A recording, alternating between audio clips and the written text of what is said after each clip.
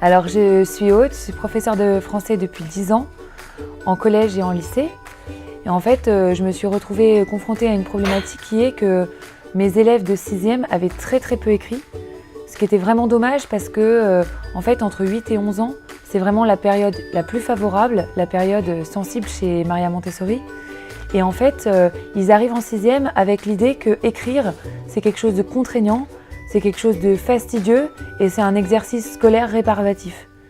Et en fait, on se rend compte que malheureusement, à la sortie de 3e, il y a presque 40% des élèves de 3e qui ont des énormes problèmes d'expression.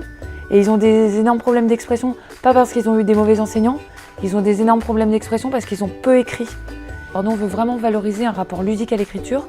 On veut vraiment valoriser le fait qu'ils écrivent régulièrement, le plus possible, de façon décomplexée, pour justement trouver que l'écriture, c'est quelque chose de plaisant et c'est ce qui va lui permettre de progresser en fait. L'avantage de l'application, c'est que c'est à la fois quelque chose qui est attractif pour l'enfant, mais c'est aussi quelque chose qui s'adapte très bien aux nouvelles méthodes d'e-learning. C'est-à-dire qu'en fait, on a quelque chose d'extrêmement personnalisé pour suivre les progrès de l'enfant.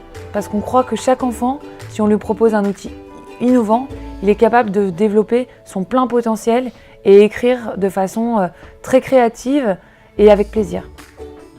Les histoires sont pensées pour être organisées sur une semaine, c'est-à-dire que l'enfant, à la fin de la semaine, il aura écrit son petit roman.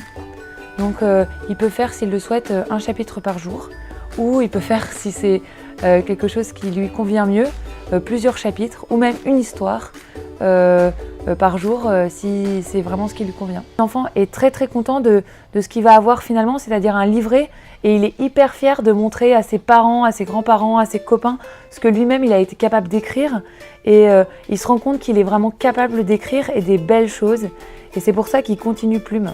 On est en train de développer un véritable comité pédagogique chez Plume, puisqu'on a des orthophonistes, des psychopédagogues, des enseignants spécialisés, des maîtresses, des professeurs de collège en France, mais aussi partout dans le monde, qui sont en train de mettre au point l'offre professionnelle, c'est-à-dire l'offre qui sera le plus adaptée à une pratique professionnelle.